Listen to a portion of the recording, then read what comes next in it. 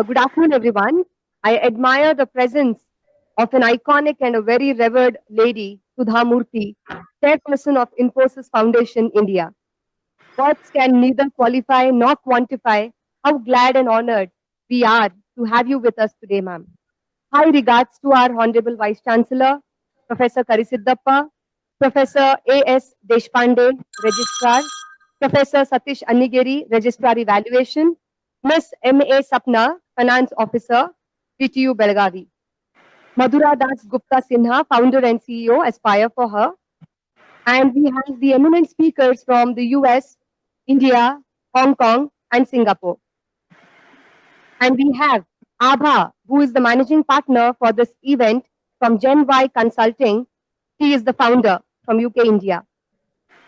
Shri Ramesh Jungle, all the regional directors, professors, colleagues, I welcome you all for the inauguration of Aspire with VTU, celebrating diversity, a 3 days international web symposium on technology and management. A cheerful welcome to all the 10,000 plus delegates and student participants who are live with us across the globe. VTU, in association with AFH, a non-profit organization, is truly celebrating diversity by enriching the career resources for the younger generation. It is known globally, women have fewer opportunities for economic participation, less access to basic and higher education, greater health and safety risks, and less political representation. Guaranteeing the rights of women and giving them opportunities to reach their full potential is critical not only for attaining gender equality, but also for meeting a wide range of international development goals.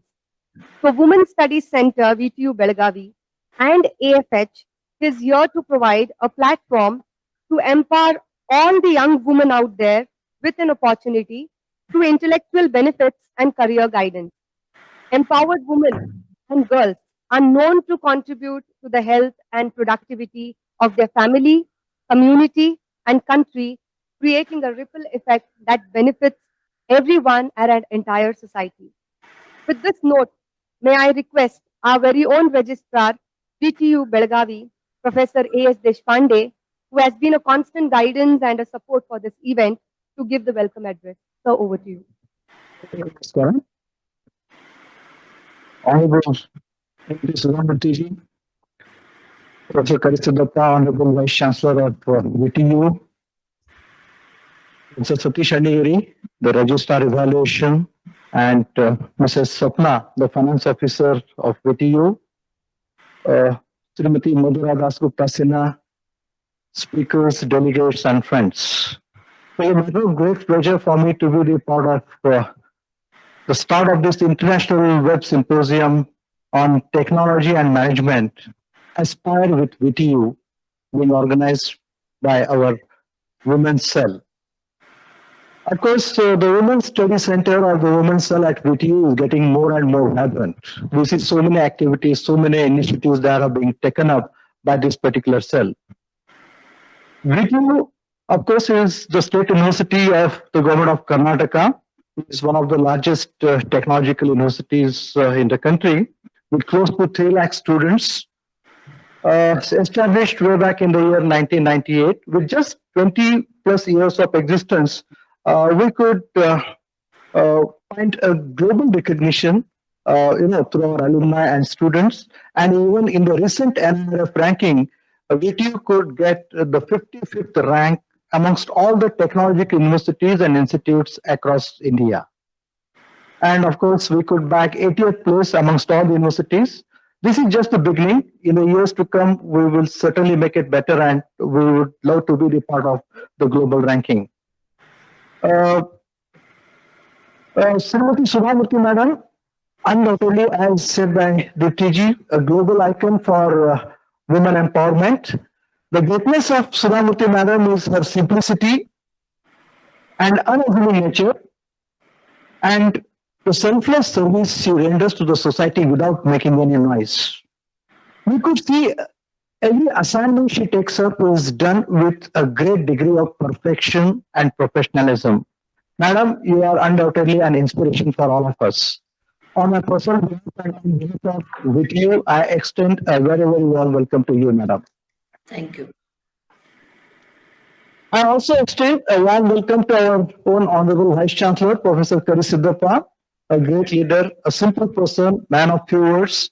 The VTU is reaching new heights under his leadership. Thank you very much, sir, for giving us the permission and encouraging us in taking up such initiatives. Welcome to you on behalf of all of us. Welcome to Professor Satish Anigari, Madam Sapna, the finance officer, Mrs. Madhura Das Gupta Sinha, who's been a great support for this particular workshop. And also we have a galaxy of women leaders who will be delivering sessions in these 3 days. Rumi Mitraji, Hima Binduji, Mirja Ganesh, Shunali Nagarkati, Jaya Janardhan, Shyamasri Das Sharma, Saindari Mukherjee, Sharda Agarwal, Stephanie Waite, and Valerie Pinto. ಎಲ್ಲರಿಗೂ ವಿತಾಲಿ ಪರವಾಗಿ ಎಲ್ಲರಿಗೂ ಸುಸ್ವಾಗತ ಸ್ವಾಗತ. Once again, on my personal behalf and on behalf of the university, I extend a very, very warm welcome to one and all for this symposium. Thank you very much.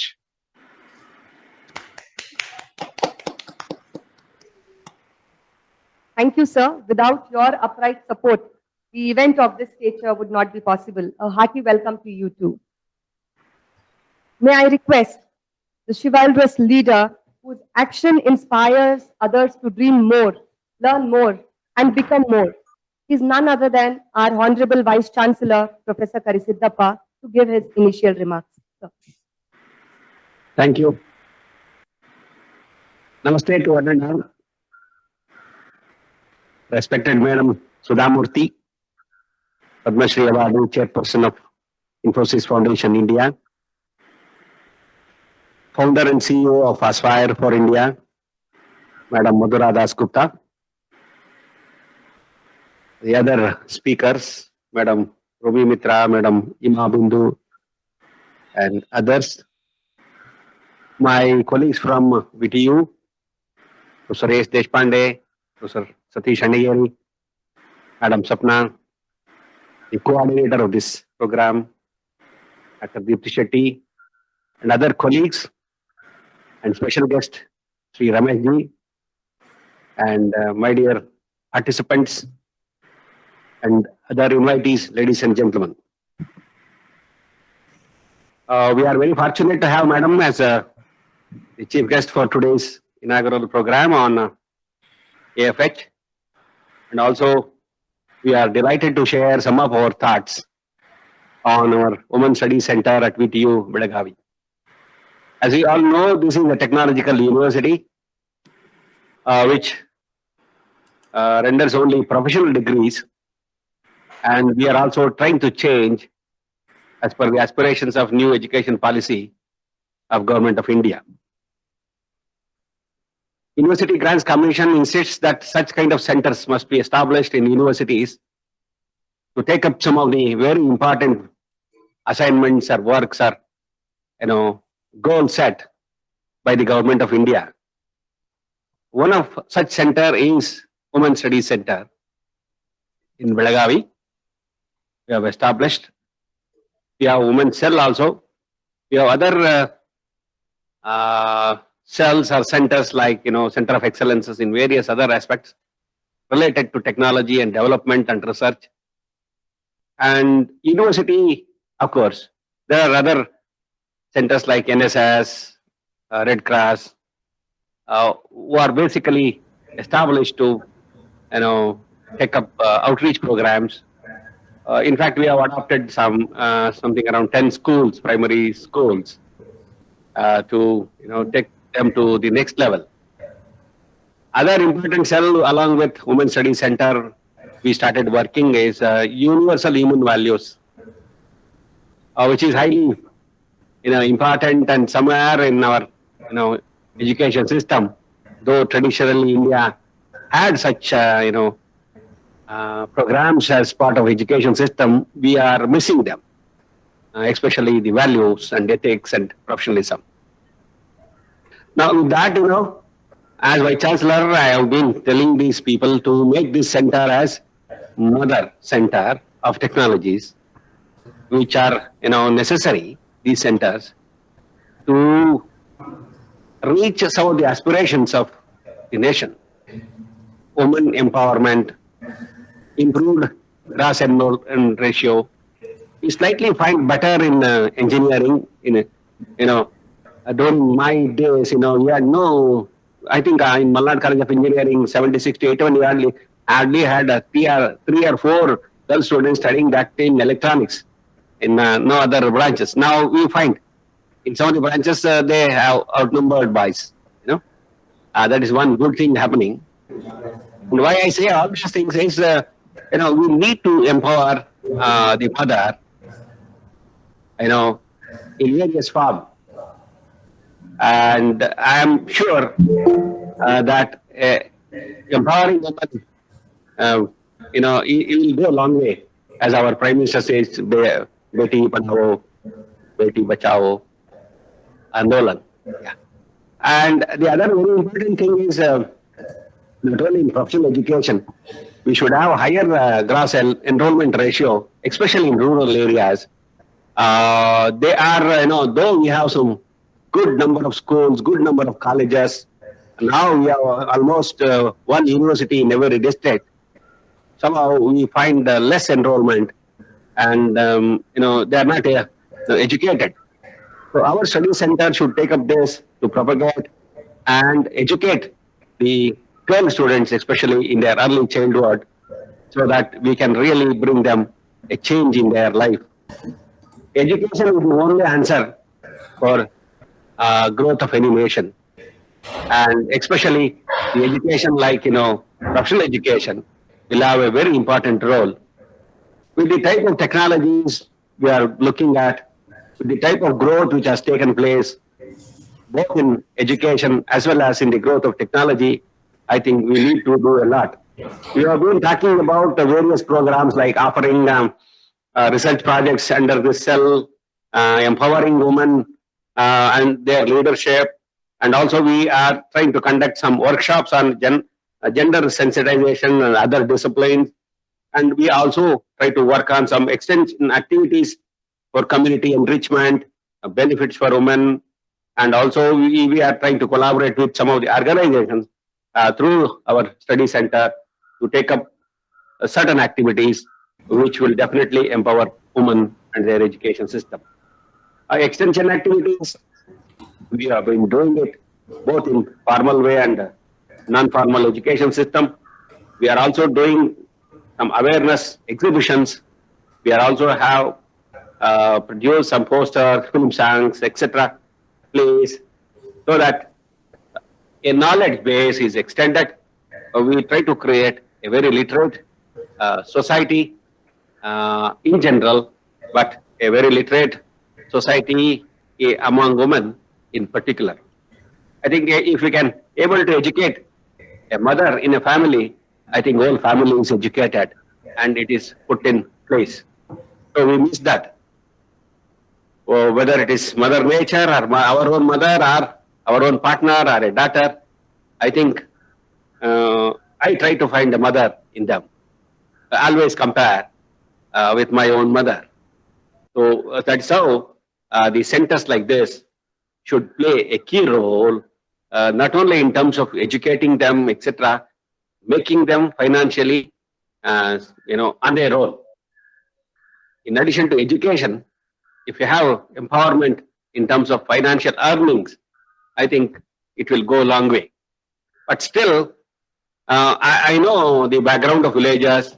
Even now, seen many of the women who works on daily wages. Once it was very touching, I was inquiring the woman who was giving milk to our house along with my wife. She said, "What did you do in this month?" What was that? She said, "I purchased 1 gram of gold to my daughter for her marriage." Then we asked her how old she is. She said she is in first standard. So that is mother. With the limited income, she is able to think her daughter's future, not only future, our marriage. That is the biggest event which would happen in our tradition in India. You know, so that is the kind of people we have.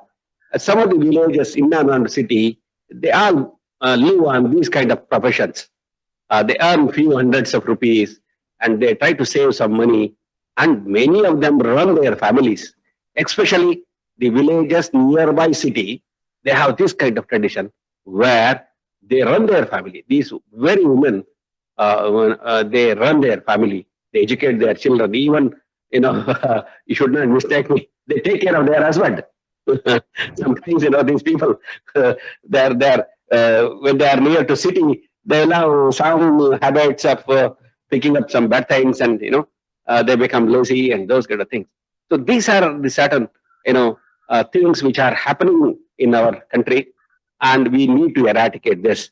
And cells like this, with the support from you all icons, I think activities under these kind of cells, our unit should look into the problems of common women. Yes, we do have the higher level problems like harassment, uh, some sort of those kind of things in cities, etc.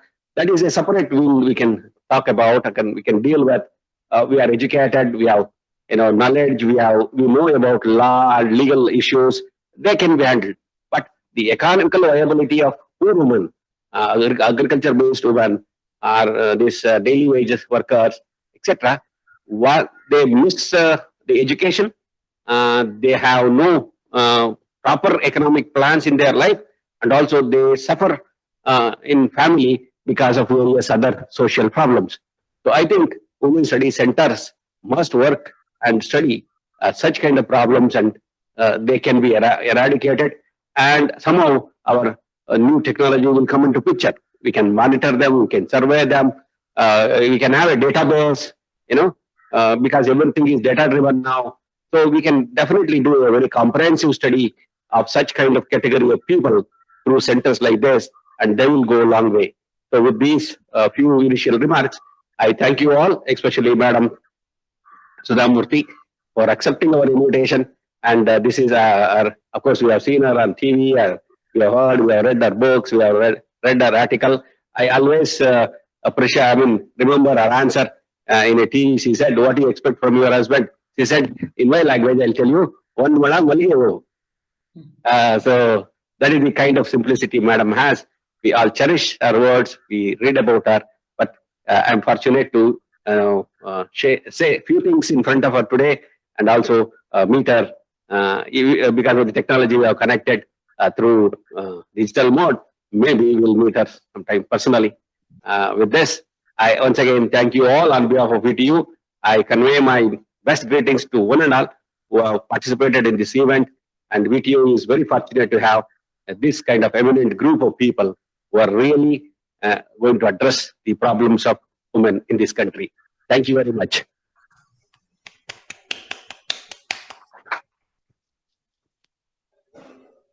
Thank you very much, sir, for your pearls of wisdom on Women's Studies Center and on VTU. May I call upon a very passionate and a courteous lady, Madhura Das Gupta Sinha, the founder and CEO, Aspire for Her, to brief about her foundation. Madhura, over to you. Thank you. Thank you so much. Am I audible? Yes, Madam, yes. Thank you. A very warm welcome to our Honorable Chief Guest, Ms. Sudha Murthy. I think I would be one of your biggest admirers in the country. Warm welcome to the President of our event, Professor Karisiddhappa, Honorable Vice Chancellor, Vishweshwaraya Technological University, Professor A.S. Deshpande, Registrar VTU, and Ms. Sapna, Finance Officer, Professor Satish Anigiri, Registrar Evaluation, and two very special people who have really helped us put this event together, Deepthi Shetty and Abha Bagroy, representing VTU and Aspire for Her, respectively. And also a very warm welcome to all our members, supporters, ambassadors, mentors, and all the students, professors, faculty of VTU. I am Madhura Das Gupta Sinha, founder and CEO of Aspire for Her, and I take immense pride and privilege to partner with VTU on this momentous occasion of the inauguration of the Women's Study Center. Thank you, sir. I think your words of wisdom were absolutely amazing and inspirational as we go along partnering on this very, very wonderful initiative that you have led the way for. I start with a story of a dear friend of mine. She doesn't have a dramatic life. She was my classmate and she was brilliant. She got married, she left a job, and she spent time to bring up a lovely family. A few years ago, her father took ill, and she has a very happy marriage, but she did not want to ask her husband for any money. And she felt a huge sense of loss, a sense of vacuum that she could not contribute to her father's illness, to her father's treatment. And he actually didn't get better. And unfortunately, he passed away. A few days back, I met another young friend who was just on the threshold of life. She had a wonderful job and she was engaged to someone to get married soon. The boy's parents told her, women in our family don't work. And she one day went in and resigned and decided that she wouldn't work because she wanted to get married to this boy. And I could actually see a sort of pattern emerging because her life would exactly be like my friends, maybe in the next 25, 30 years down the line, when the children were grown up and they also didn't need the mother that much. And I thought someone has to do something about this. And that someone has to be me. I have been a beneficiary of the system, and I've been working in a bank for the last 25 years. And if people like us don't come forward and do something for the women of our country, then who will? And that is how Aspire for Her was born on Women's Day this year. We didn't know, of course, that the pandemic would strike us very soon, right after our birth. And that was a dramatic event. So I just want to tell you a little bit about what we do and what we started off with and why we did that. I told you two stories, but I started looking a little deeper and I saw some statistics emanating out of India. Did you know that India actually fares at the bottom of the list out of 153 countries in the Global Gender Gap Index when you look at economic empowerment and participation of women? Did you know that the percentage of women at work in India has been steadily declining over the last 15 years, in spite of the fact that more and more girls are actually getting educated? And there's such wonderful strides being taken by educational institutions like VTU.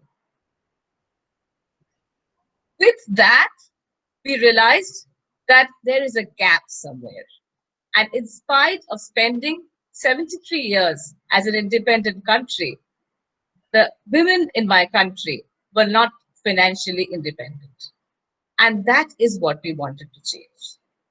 Our mission is to ensure that we create a generation of financially independent women who want to pursue amazing careers, who want to change all their aspirations into real action.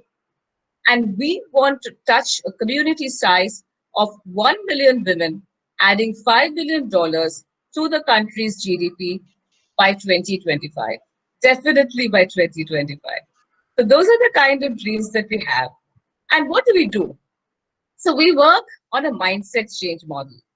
It's actually a 5-point model that we work on.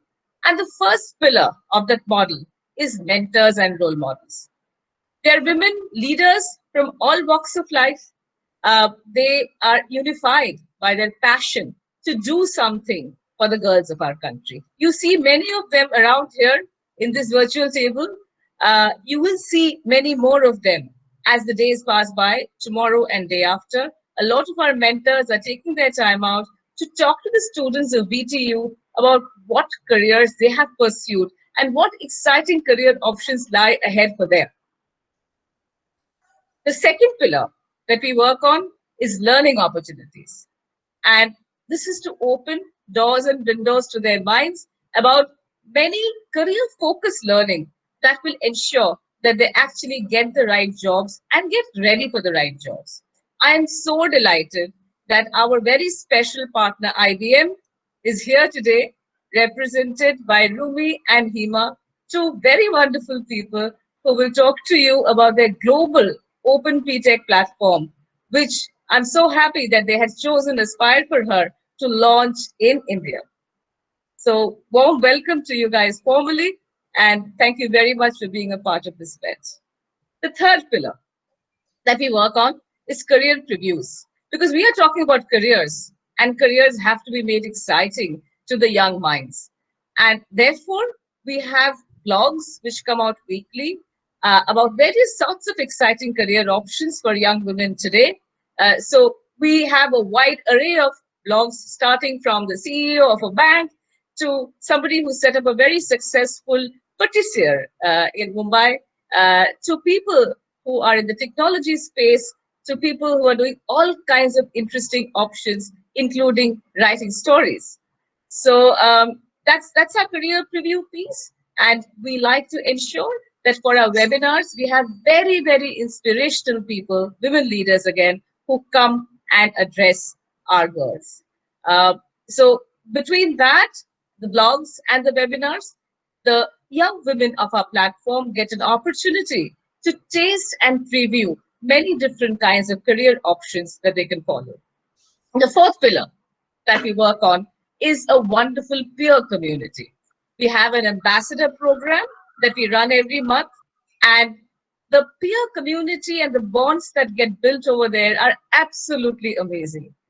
We know that this community will connect with each other, will elevate each other, and will motivate each other when they're at crossroads in terms of their personal and professional lives. The last pillar, of course, is the simplest, because all of this leads to something. And that we call the 3E model, which is either employment or entrepreneurship or higher education. We have great partnerships in all of these three places so that we can encourage the students who sign up with us to find the right paths that they have always dreamed about. So this is our 5-point model that we work on. And we have, in the past 9 months, we have had a fascinating journey. This moment is very special for me, and I'm truly overwhelmed, because this is like coming of age for us. To have Ms. Sudha Murthy sitting here with us today is almost unreal. And we really feel that born in the pandemic, we have had our share of bad luck. But today, I think just overwhelms all of us into the fact that we're part of something much, much bigger. We're not really celebrating, that moment and that overwhelming feeling that I may be feeling at this point in time. We are celebrating our everyday messages, our everyday successes that we see. And I'm just going to read some of the things that we get every day. So there was this person who wrote some time back, Aspire for me has been a life-changing experience for me. This is one of our members. We see these kind of messages outpouring on social media every day.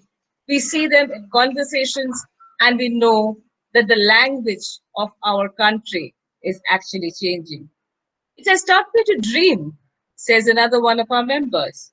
A member from Zambia asks her AFH family to vote for her in a contest for young social leaders in Africa.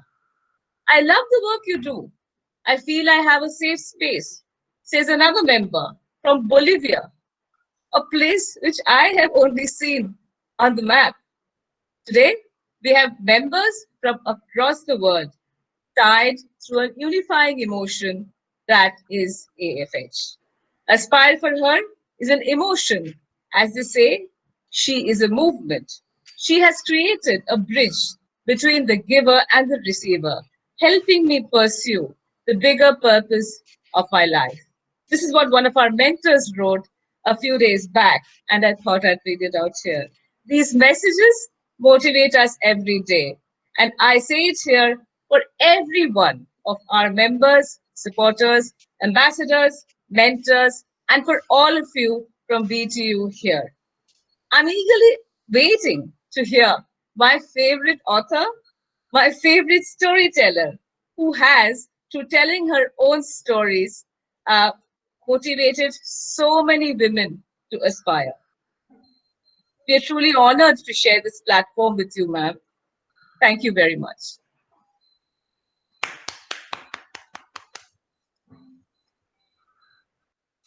Thank you, Madhura, for your wonderful words. May I now call upon Sudha Murthy ji to inaugurate our Women's Studies Center. Can you see me? Yes, ma'am. Yes, ma'am. Okay. I declare VTU Women's Study Center open.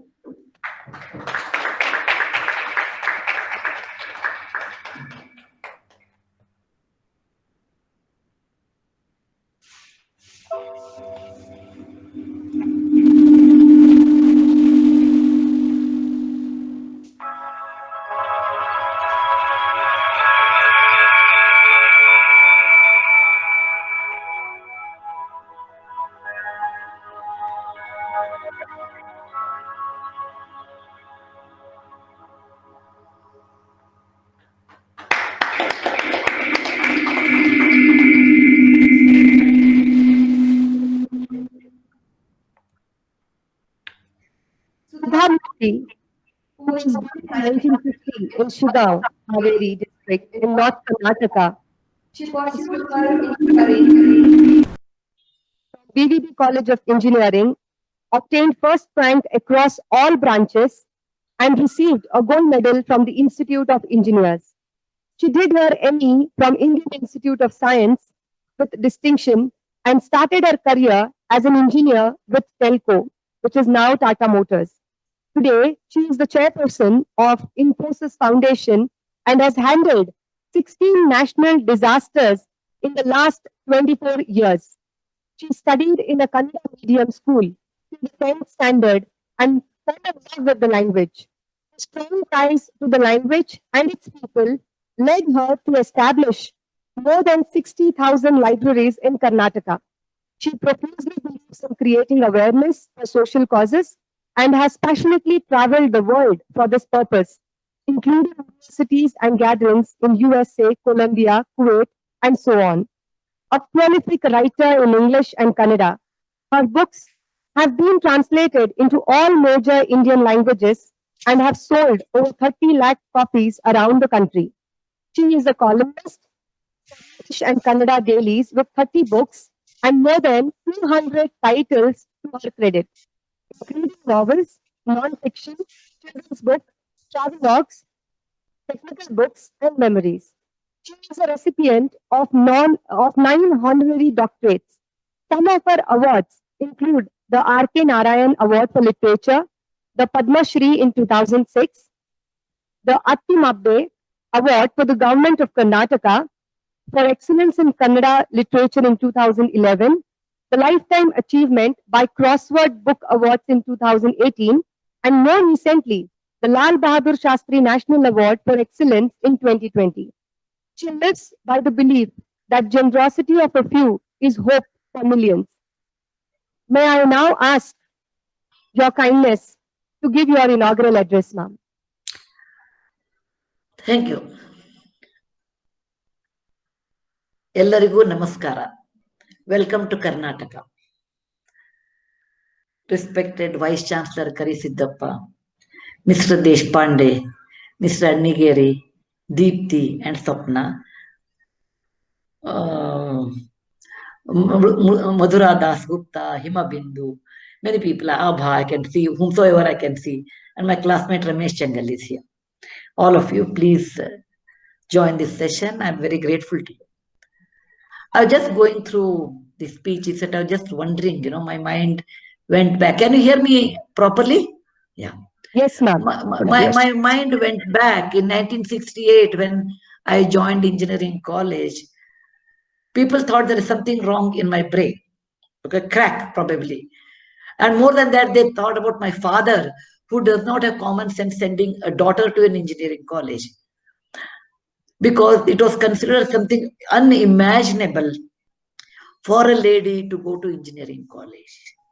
Classmates felt that there was a new animal in the zoo, and teachers felt it's an obligation. Why have a girl in the club, class? Which is better not to have anybody, because unnecessary boys and girls will talk, and there may girl will talk, not girls. Girl will talk, and they ultimately, if a boy talks to a girl, it could be a love affair, and that kind of a concept was there. It was like, many people felt I will never get married in life because there will not be any man who will marry a lady engineer. And in case I marry, I definitely cross Karnataka, marry someone, because no Karnataka man, Kannada man will marry. They never knew across the river there existed a Narayan Murthy. The whole life was so difficult for me. 4 years with no toilet, because building a toilet for a lady was waste of money, because anyway she won't complete her engineering studies. To all these witnesses, my very dear friend Ramesh Changal is here. He was my classmate. And all of them have become over a period of time like my own brothers, I grew up in engineering college with all the boys and no girl. That made me actually very much autonomous in myself, that any situation comes, I can face it. And it's easy to be talking to boys than girls, I felt it, probably. Why I have written an article on that how to beat boys on that. Why I'm telling you is life changes and social change takes more time. Computer changes will take 24 hours or 48 hours. But social changes, if you are really aiming at it in 73 years, it has changed a lot. Or you're like Madhura and Hima and Abha, all of you, I want to tell you, I'm 70 years old now. I have seen life, how it has changed. Your expectation may be very high. I don't say it should not be high. But please remember, any social changes take time. My own college BVP, when I go back and I see in instrumentation there are 60% girls and 40% boys, I tell them, please look after the minority people, Okay. Girls have entered into engineering domain. It was not like the taboo, the way people used to look at me. It has changed. But we should have patience. We should have perseverance. We should always work towards that. But it requires more time. I have not seen today anybody saying that a girl should not go engineering. I have never seen any family. Again, when you look at the women problem, Madhura, I want to particularly address to you and tell you. Women, educated women have different set of problems. Why women, particularly women engineers, in general, I want to talk. They will not come. Why their ratio is dropping? There are many reasons. One of them is when a girl becomes a wife, she continues. When a wife becomes a mother, it's hard for her, because we do not have that supporting system in our society. Whereas in Western countries, they have a systematic supporting system. Like there is a baby care, there is after school hours, etc., which are coming in Bangalore. There will be a crash, etc. All they are there. But by and large, we do not have a very good supporting system like Western country, or we do have a very good supporting system, provided if your mother stays nearby or your mother-in-law stays nearby and she is ready to look after your children. Please remember that.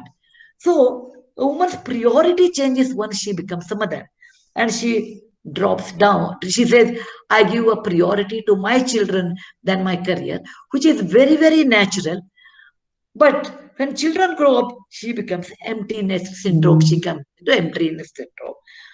So I always tell women who drop out, I said, okay, drop out, but always do part-time job. Do part-time job. Don't drop out 100%. And to do, you are a manager in a company, and when you drop, when you have children, you come to a part-time, you don't get much money, you don't get much respect, you are not the hot cake like how you are you are selected.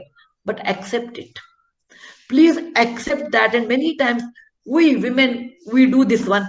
I was a manager, I'll come back after 5 years, I want to be a manager. No, it is not possible, because biologically you have changed, and you are not in the rat race for 5 years. So economic freedom is one of the freedom women definitely require. But apart from that, which life has taught me, it is not only economic freedom, it is the confidence which woman lacks. So I always tell that it's fine. If a woman is not working, fine. My grandmother never worked. She never went to school. She never worked. That does not mean she was not productive. That does not mean she was not confident. And like you told one story that her husband was not well. Why a woman should think, at least I never think this way, why a woman should think, because my husband is, I'm not working, my husband's money is not my money. You should think your husband's money is also your money, because you have given up your career for his family also. Suppose his mother is not well, he gives money, and your mother is not well, he should not give money. No, those days have gone. Your friend should have told her husband, my father is not well, I'm not working, but I'm looking after the family and children. And with confidence, she should have told, please help my father, like how you help your father. If your father is unwell, I will serve him, like his daughter. When my father is not well, you should financially help him. That requires courage. That requires confidence. And what is most important for a woman is, one of the factors is economic, but more than that, I want to tell, is the courage or confidence. This confidence you cannot get with money. This confidence you cannot get only with education.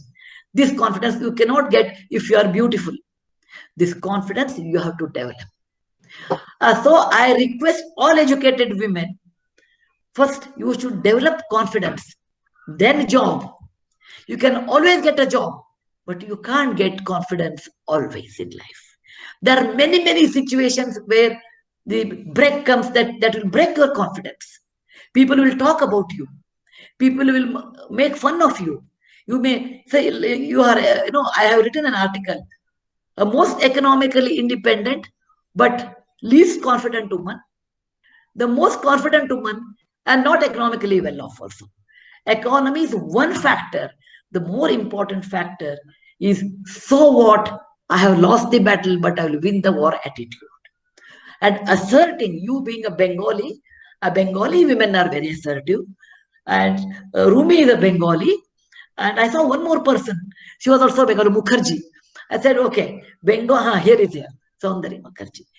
You people are very assertive. Why you are assertive? Because of the good education. And in the family, a woman is respected. In our Veda and Purana, it says, Yatra Narya Ramante Pujyante Tatra Devataha. The place where women are worshipped. It is not worshipped like a Kali Mata or Ma Durga. Where woman is respected, where woman has an opinion, her words are weighed in gold. Such places, there is always a Shanti, there is a peace and prosperity. Women play an important role at home, whether they work or not, because men in this room should really, excuse me, women are much better managers than men, because Mother Nature makes that one.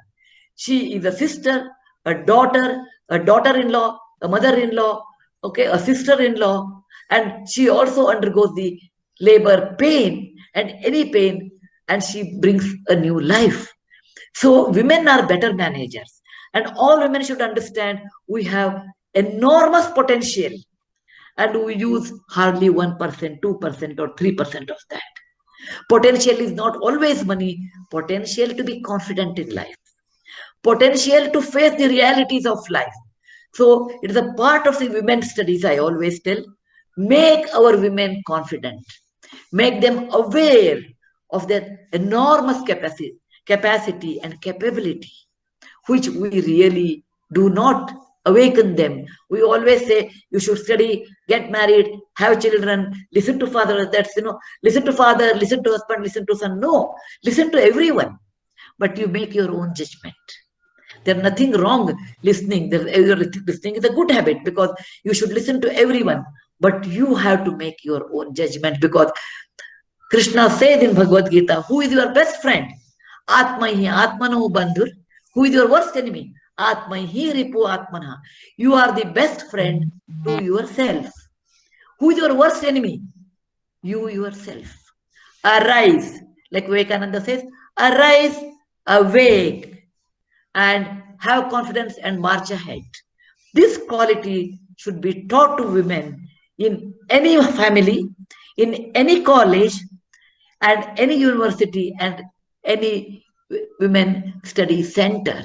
It is not that we produce 4 papers, we talk about that, and again we come on March 8th, etc. No. This is a continuous process. This is a continuous process. Why are you scared? What is the reason to be scared? Is it are you are scared because of the lack of knowledge? Is it lack of education? Lack of the support system? What is that? Please remember, when women have to be successful in life, she requires an extremely supporting family. It's very easy for a man to be successful because by and large women support. But if woman is in the forefront and she has to do a lot of decisions, she requires a tremendous support, then only she is able to do it. It's the children, family, in-laws, everyone. So men have to be also educated, men should be aware. Gone were the days where women means, like I have seen in many families in my generation, oh, my mother was an excellent cook. Every husband is to tell, my mother was an excellent cook. Once I told my friends also, we went, she cooked very well. Not your generation, my generation. Oh, her husband said, my mother was an excellent cook. I said, yes, your mother had only one job, cooking and running the house. Your wife, my friend, has many jobs.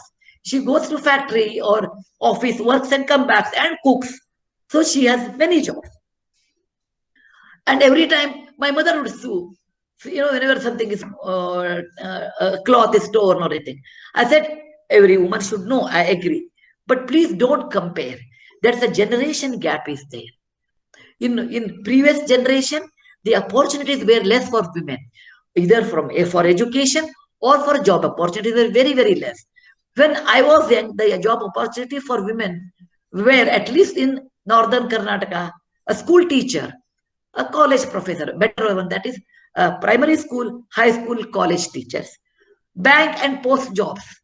If you are very progressive person, then probably you will be a doctor. Apart from that, no other job for a woman. Sometimes nurses, but no other job, or a woman is not qualified for any other job. Today that is not true. Whenever I fly by airline and I ask, the captain is a lady, I said, I want to meet the captain in the cockpit. I go and shake their hand. I said, beta, all your progress, all women who fly makes me as if I am flying, because I become so proud. My fraternity, look at my fraternity. My girls are flying. My girls are, every year there's a lady police in front of in our colony. Every year I call her, Women's Day, I give her a sari. I tell her, my girls are police constables, they beat in the night. My girls are conductors. My girls are auto rickshaw. None of them are less. Okay? My girls are entering into, once upon a call, quote unquote, man's domain. They are equally, and fighting for their existence. Or a metro railway station, that driver. All these girls, I go and hug them, because I can see myself when I was young, I feel. And I always pray, God, may our tribe increase. May our tribe increase. I want to tell all of you, it is nice, economically independent, but more important is that we have to learn the first pillar, Don't use your ID card as I'm a woman, I can't do. Don't do that. That brings you down the job opportunities. If we go on giving too many conditions, then I rather say, let me have a boy, yeah, it's easy, no condition. If you have a girl, hajar condition. But use your trump card when it is connected with your safety. Like I will never tell you to travel after 9 o'clock in Delhi all alone by taxi. You say, I'm a girl, I cannot travel, somebody should drop. Please remember Nirbhaya. Okay, we should not take that risk. Use your trump card when it comes to safety. Otherwise, when it comes to work, don't use your trump card. Oh, I'm female, I'm pregnant 8 months, 9 months. You and I was pregnant 8 months. The meeting was on the third floor and it was in a JRD office, and we all went, and they felt very, because how men will know I'm 8 months pregnant, and I was in a different office. I went for a meeting. Sumant Malgaonkar was our chairman. He said, they used to call me by maiden name because even though I was married, they always remembered my maiden name. They said, Kulkarni, how can you come? We could have arranged the meeting in the ground floor. I said, no, sir, I still can climb. I'm in 8th month, I can still climb 3 floors. So what I'm telling you, I never played I'm a female card, and it gives you respect. That's the first pillar. Second pillar, try to work always in a group. Always in a group. You may be excellent as table tennis or your Wimbledon lawn tennis, etc. But you have to remember, life is not Wimbledon. Life is a cricket, Lloyd's cricket team. If one of them does not do well, everybody will fail. Please remember, all 11 of them would work. So second pillar is work in a group. Third thing is always try to learn every day more in your subject, so that nobody should look down and say, oh, women are like that. Men can talk anything, but when women do a mistake, it becomes very, like in a big bold letter, whatever font it is. So always be ahead in a cutting edge technology, so that boys should come and tell, okay, look at what ma'am, we can't beat her. That's the way they should feel. For that, you should have continuous education, keeping your mind sharp. Third pillar, fourth pillar, don't waste your time on other things. Time is limited. God is very, very intelligent person. Whether you are good looking, bad looking, you are rich or poor, male or female, whatever may be the country, he gives only 24 hours to you. In 24 hours, you should prioritize what is your priority. If you are at home, spend most important time and quality time with your children. Not that he will play a computer game and you will cook. No, I rather eat bread and jam, but I'll spend more time with my child. With all those things, women have to work 200% more than men in general. 100% in office and another 100% at home. Whatever is said and done, except without being bitter about it, because whatever is said and done, child is always dependent on mother, not on father. Hence, your tongue is known as a mother tongue. Please remember, a child is your gift. And for any child, it is the mother is the greatest person or nearest person. For that, you have to give 100% marks. You have to walk another 10 miles extra for that, because you are getting that benefit. Please remember, children require you until they are 12 to 14, 0 to 14. After that, they don't require. But that doesn't mean that you have to set them free. Keep an eye with them. Be friend. Chodasha varsha prapteshu putram mitra vadacharet. At 16th year, your daughter or son will be your friends. And most important thing is, build your own community with your friends, relatives, if possible relatives, friends and peer group, so that you should, in case your family is not next to you or in your city, you can do give and take or depend on each other with your peer group. Then only you can do a good career. It is not that I'll send my child to their house and their child is coming, no, I'm busy. No, you can't do. So live in a group, support each other, women. Don't waste your time. Use your time, always making, am I better than yesterday? Don't compete with anybody, but am I better than yesterday? Am I better than the last week? In what way I can improve myself?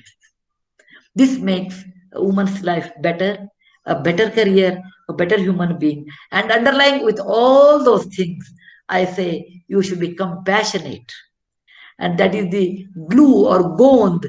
Actually, it is the one which combines everybody in the community. Be compassionate, be nice to others, but without compromising your principles.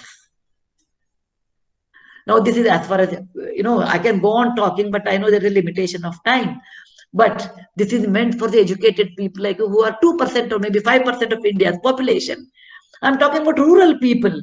They don't have that much education as what you have, but they are smart. Please don't underestimate just because they do not have education. They are smart, but you have to give them confidence. How to open a bank account. Simple things I will tell you. How to operate a SIM. Okay, how to operate a mobile, a SIM replacement. Basic technology is a must today. Basic technology, how to send a WhatsApp message because it can save their life. Simple basic English. I won't say they should read Shakespeare. I'm fine, I'm okay, I'll come tomorrow. Some odd method at least, or maybe in Kannada, or maybe in Bengali, or maybe in Hindi, but they should use technology to uplift themselves using the latest technology, which is the greatest boon to mankind. Great technology doesn't mean you are techno savvy. That means you are efficient. To be efficient, you require technology. Applied science. Somebody asked me, what is that reason why you joined engineering with all the odds in 1968? I told, for the love of technology or for the love of the application science. Technology is like today, it's like a bread, butter, water, wind, or air. It is a part of our life. When women are not competent with their technology, they get scared. So for rural women, I request VTU, you should connect. You have a lot of rural centers around Belgaum because I come from Dharwad, so I know. I'm from Hubli, I know that area X, Y, Z, every corner I know. You have so many villages around. Please call them, make a seminar, talk in Kannada, go to their village, tell them to read simple books. Simple books. I'm not selling my books here.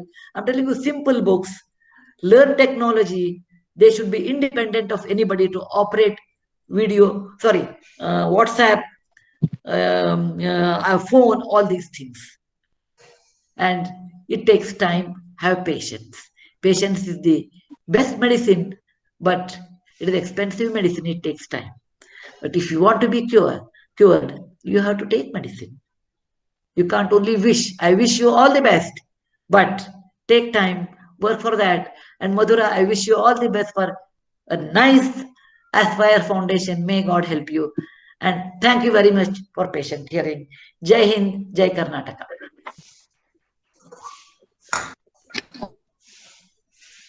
Thank you, ma'am. Ma'am, Yeah. 70 is just a number added to your age.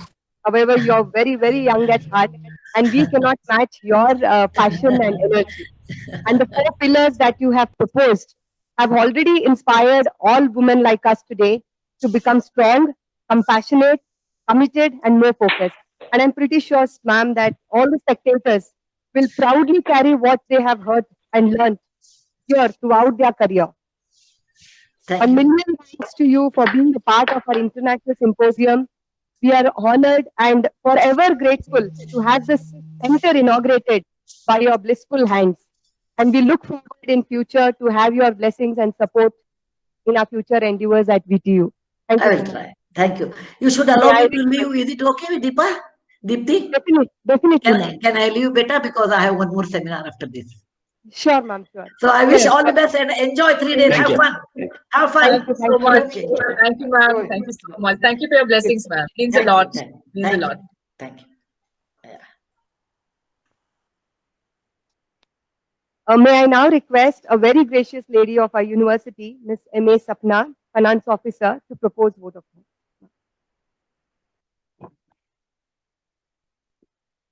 The chief guest of today's function, Srimati Sudha Murthy ji. Then we have Madam Madhura Dasgupta Sinha, Honorable Vice Chancellor, Dr. Karisudappa, Registrar of the University, Dr. Deshpande, Registrar Evaluation, Dr. Satish Anigeri. So here I was literally, always these words of Madam Sudha Murthy inspired us. But when she talked about patience and perseverance, coming the power and the determination and confidence, which is most important, to be developed in every lady, especially. These are some things that I strongly believe in. And thank you, Madam, for once again reaffirming our faith in ourselves. So I thank Madam in her absence for her wonderful speech and wonderful words, which are pearls of wisdom to all of us. We cherish this. And next, I want to have express my heartfelt gratitude to Madam Madhura Dasgupta. She has been a support. The organization has been a support to this symposium, and also we understand that as Madam Subhamurthy already said, and hearing from your speech, behind a successful women, there are many more women. So I'm very happy for all of us, Madam. So thank you very much. And whatever you said, I'm sure it will inspire all of us for to do something better in the future too. I actually now thank Professor Kamsigupta, the Honorable Vice Chancellor, whose speeches seem to amaze us each time he speaks, because there's somehow I've been working here for the last 4 years now, and every time there is a topic which is something new, I find that he has to share some experiences and anecdotes. So thank you very much, sir, for your words, and really you've been another source, I mean, almost a role model for all of us here. Thank you. I also thank Professor Deshpande for his contribution to this program. Thank you, sir, for guiding and inspiring us. I thank Professor Aniheri, our Registrar Evaluation, and the person who really is has changed a lot in the last 4 years regarding the way we view our exams. Thank you so much, sir, for being here and guiding us. I thank all the speakers across India, Malaysia, Singapore, and USA for being here. Thanks, Madam. Thanks, all of you. And I thank the delegates, the participants, the staff, and students. A special mention to see Ramesh General, Madam also referred to him for his constant support and coordination. Thank you, Madam Deepti. Thank you, Abba. Thanks one and all. So I'll thank everyone for making this program so memorable and such a well-defined moment for all of us. Thank you.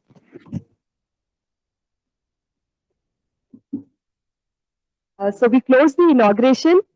Probably in 2 to 5 minutes time, we'll connect back for the IBM Open Tech session. Yes. Thank you, everyone.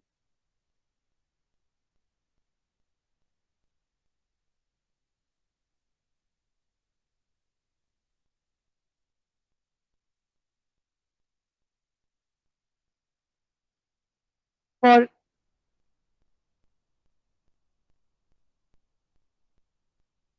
all the viewers, participants, and spectators, we will be live on the same link, and we will get back in 2 minutes time, another 2 minutes time. Till then, you can watch a video which is being created by our one of our students on this event.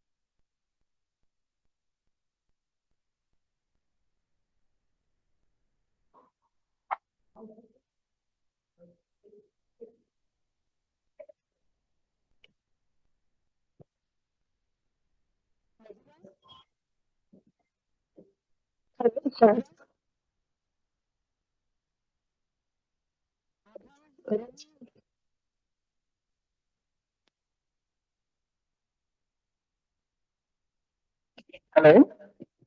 Is mic testing 1 2 3? Okay.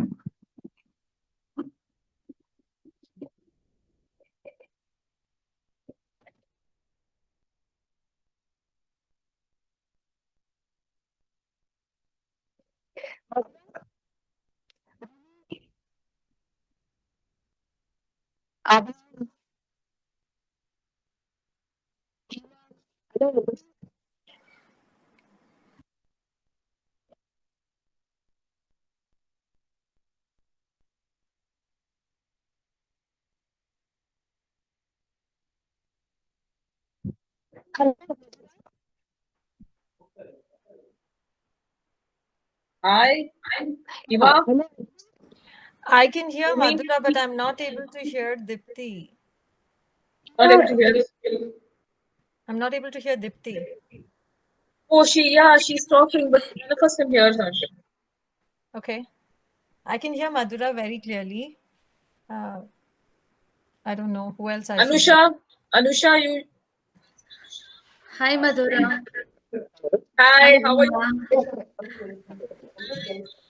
Yeah, I'm good. How are you? Hi, Rumi. Hi, you can hear me. Thank you. So Rumi, Hima, and Anusha can hear each other, right? Perfectly. Yeah. So Anusha, can you hear? Yes. Hello. Yes, I can hear. Okay. perfect. Great. ಇಲ್ಲಿ ಬರ್ತಾ ಇದೆ sir. Hello. Hello.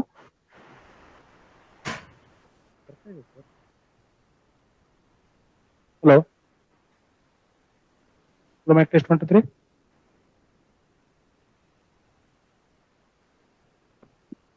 Madhura? Yes, Audible. Okay. I can hear you now. I will start the open PTech session moderated by Anusha Adappa, and we have Rumi and Hima with us from IBM. So without much delay, I will leave the floor open to Anusha. You can carry it on. Thank you, ma'am. So good evening to one and all present here. A very warm welcome to the International Symposium Aspire with VTU. I am Anusha Adappa, and it's a great privilege for me to be a part of this event to moderate this session of IBM Open PTech Discover Cutting Edge Technology. I completed my engineering in information science from Gokte Institute of Technology, affiliated to VTU. Currently, I'm working as a system engineer in Tata Consultancy Services. I feel very honored to introduce our eminent speakers for today's session. We have with us Rumi Malik Mitra, who is a leader, strategy and new initiatives, IBM India, South Asia. Rumi was leading the CSR function for India and South Asia till 2019 and was responsible for designing and executing the India CSR portfolio to align with Government of India 2% CSR law, building large-scale education and skill development initiatives in collaboration with the central ministry and state government in India. She has designed and initiated IBM flagship programs like STEM for girls for government schools running across 10 states to impact 2 lakh girls and 1 lakh boys, along with large-scale program in blended learning models to build new age technology skills and professional skills. In the current role, Rumi is driving strategy and partnership to introduce a global program in India with a focus on digital platforms for learning.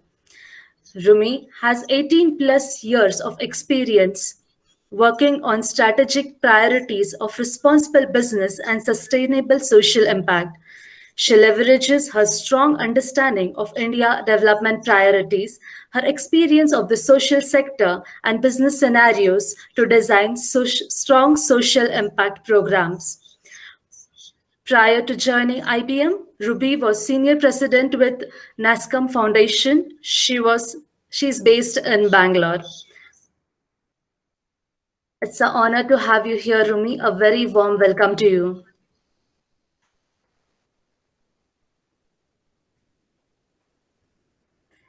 Our next panel member is Hima. Hima works for IBM India Private Limited as Global Enablement Leader for Hybrid Cloud Infrastructure Services in GTS. She has worked across various business units within IBM, gaining experience across HR, business controls, security, service delivery, account management, compliance, project management, technical delivery, and skill enablement during her last 16 years in the organization.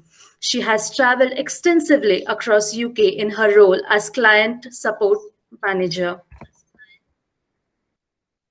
Over and above her functional role, she is also a champion for women empowerment and diversity and inclusion advocate.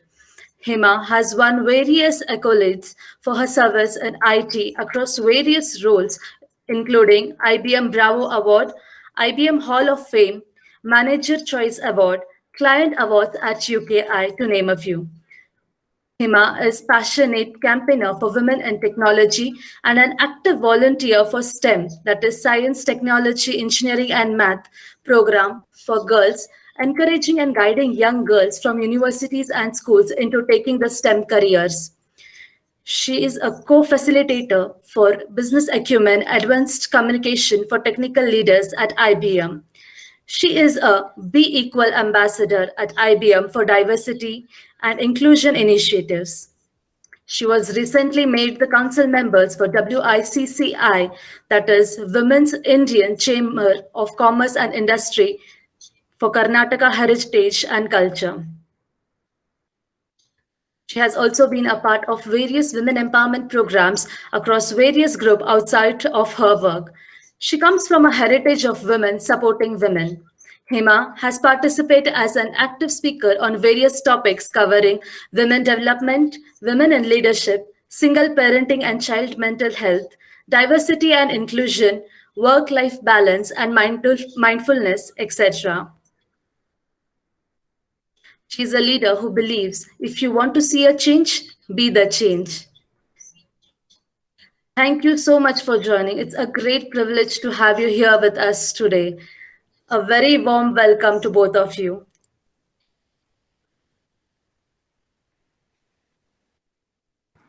Thank you so much, Anusha. We are very privileged to be a part of this launch. This is for our audience.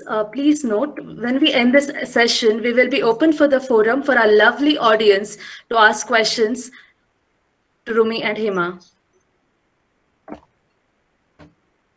So Hima, we read and hear that industry is transforming with new technology and processes. Could you please tell us how does this change look like and where is it heading towards? Well, can you guys hear me now? Am I clear? Audible? Yes, yes. Yeah, great. So let's start from here, right? So technology has become more and more a center of all the industries for the past few years, as I have seen. Technology like mobile apps, phones, mobile internet is becoming more and more common day to day in our day-to-day lives. Now, if you see a street vendor today and he doesn't take cash, he will just show you Google Pay or UPI to pay up. What does this really say? One way I think I should reflect on this, that the pandemic has accelerated the pace of this technology adoption far too at a greater extent for all of us. As consumers, we ourselves, our expectations have increased and we need immediate results, right? We no longer have the patience to wait in banks in queues to go and deposit, and everything is happening online. So what does it really tell you about what's happening around you from a technology transformation perspective? more and more services are going online. That's what it's telling. And all these transformations are primarily being enabled by technologies like cloud, hybrid cloud, AI, blockchain, automations. All this is running at the background to make this service more usable by the consumers. So what are the organizations doing with this transformation coming their way? Organizations now are facing a very unprecedented convergence of technology growth, social growth, as well as regulatory forces are also being applied on them. So it is it is a combined impact for the organization. So what do? They come up, they have to be fast in restructuring their standard business strategies and moving up and adapting to the next new age technology footprint and making it faster in adapting, right? That's where they are. They are looking for technologies that are flexible, agile, secure, scalable, more resilient, and whatever that can transform and make it quite adaptable for them and their consumers. So we are seeing industries today, honestly, if you say 50% of their growth profits or whatever that they're trying to, the profits that they want to reap off, they are putting and investing inside hybrid cloud technology area and environment. Hybrid cloud is nothing but it's a combination of a platform and a private and public cloud combination where you can actually put services in all the places and make it faster and cost effective, right? And it is also predicted 3 to 5 years from now, 50% of your workloads will be shifting into public cloud. Why? Because it's cheaper, it's manageable. And to really answer your question, I think the digital transformation is actually giving us a great opportunity, Anusha, to grow our economy today. And we must be aware of what is coming in from a technology perspective as engineering students. And we should embrace this change. This is the time for us to really find that impact and go along with this transformation. That would be my answer to you. Thank you, Hima. That was wonderful. Thank you for your insight. Now, I really want to know how is this transformation going to affect us, students, or those who are preparing for their first job? We understand that we need to adopt. Can you please tell us what are the important things that we are supposed to do and what is expected from us by the industries? Yeah, I think that's the next important thing that we should dwell into. Um, as engineering and technology is becoming central to our lives today, as I told you, let me reflect a bit about what I had read a few days back. It says India is a country that is producing over 1.5 million engineers year after year. The number that has only been climbing. That means that some of the best tech talents in the industry are in India today, right? With over 1,000 global delivery centers across 80 countries, India is surely going to have one of its digital hub of the world. It's going to become one of the digital hub of the world. And the future is definitely in India. So all the engineers don't get worried about why did you take engineering. This is the time for you all to excel and you are in the right place. That is one thing I should reassure. Now, coming down to this whole thing gives engineers a lot more opportunities in different fields, much more than it used to have in the previous decades, right? Mechanical, and you need to be in that, or civil, you need to be in that domain. Not necessary. I think as we are developing and technology is developing, opportunities are growing, as I already told. Now, hence having the only thing that keeps on, making it a very strong wish from my heart is we are having more women in the engineering roles is very critical. Today, we don't have so much. Women today make half of our workforce, as we know, and only 25% of them have really taken STEM jobs today. Otherwise, nobody is really, nobody is, as Sudha Murthy ma'am was saying, I think a lot of things they're holding back on. The opportunities are there, everything is open, but some reason is enough for them to hold back and say, you know what, we don't want to be a part of the league. I think that needs to change. And we need to, when we are developing certain innovations and we are coming up with inventions and coming up with new programs in technology, how can we lose out on the women's perspective about this invention? you really just imagine that means you're losing out half of the entire population's perspective taken into consideration for you to develop a product, which is not going to be a complete product. Once it comes onto the thing, you will say, oh, this is missing, that is missing. You will find faults. So I think my aim, and I think that's what we have to drive here, is to give the awareness that women should start looking at these careers as one of the main career streams for themselves and not as an option or give up after marriage or any other crisis. More and more IT infrastructure is becoming as a code now. This is another thing which is happening to throw light on what should engineers look at, be it men or women. This is for both. So software development and coding is becoming a hot skill that is required for all the industries today. Even those that may not be computer science engineering, who are not a part of that stream, should know coding. They have to understand how this information technology works, becomes a critical success factor for their careers, meaning they should logically be able to stitch those technologies together. So it is not an option not to know these technologies, or it's okay not to know them. I think it's important you do spend that foundational level understanding of the technology.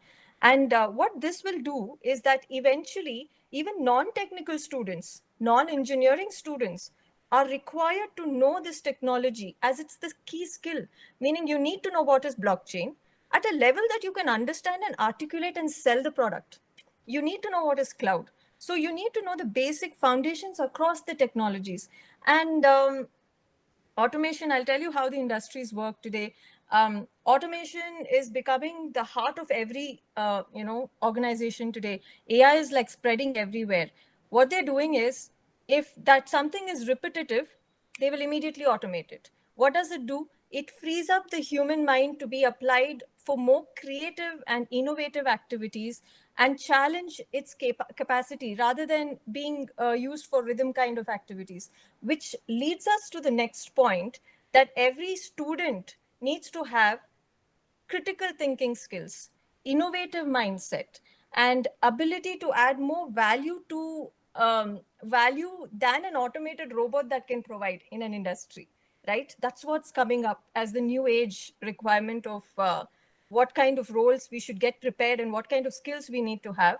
So on a cut short summary for you, uh, technologies like cloud, AI, blockchain, etc., are key requirements for technical skills today for IT professionals. Knowing DevOps, agile methods, and development, etc., are also required. Coding skills and coding mindset is required. Critical thinking.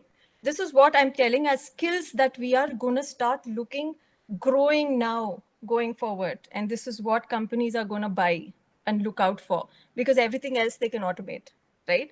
Now, to adapt to these changes, what should an engineering student or a student really look out for? Sorry, that's my Daniel. He keeps giving me time. Please ignore that. But the question is, what should they really look out for? First one is continuous learning. Sudha Murthy ma'am spoke about it. Life doesn't stop teaching you. You should continuously learn. So I'll just give you a quick example, not to bore you guys. My background was HR when I joined IBM. I moved departments. I took the challenge of learning each and every area of the company and the organization. Then when I came back from maternity with a 4-month child, I decided to plunge into IT space with GTS. And after that, I didn't turn back. You know why? IT is the only space that gives you continuous technology developments and learnings, and you continuously need to keep yourself updated with the new age technology. And that learning curve impressed me so much that today I feel I was fortunate and I did the right decision of moving this different role, taking the risk of being passionate to learn. And I think that comes with us keeping this learning as your second attitude itself. Sometimes you have to learn, relearn, unlearn, and again learn, right? So this attitude of adaptability, of learning new things is very critical. That's your first point. Second, get industry ready. Very critical, very important. You need to understand as students how each industry works. How does a pharmaceutical industry work? How does a telecom work? How does an aerospace work? These are different industries. You need to understand their flow of business, understand what they work on. And it's very easy now. I'm sure Rumi is going to be talking about it shortly. There are very free courses that you don't even have to pay for it, but it's all available. And IBM PTech is a platform that gives you this knowledge as well, where it makes you industry ready. And it's very critical for students to, or engineering students to know the spaces, right? The third thing is mentorship and internship.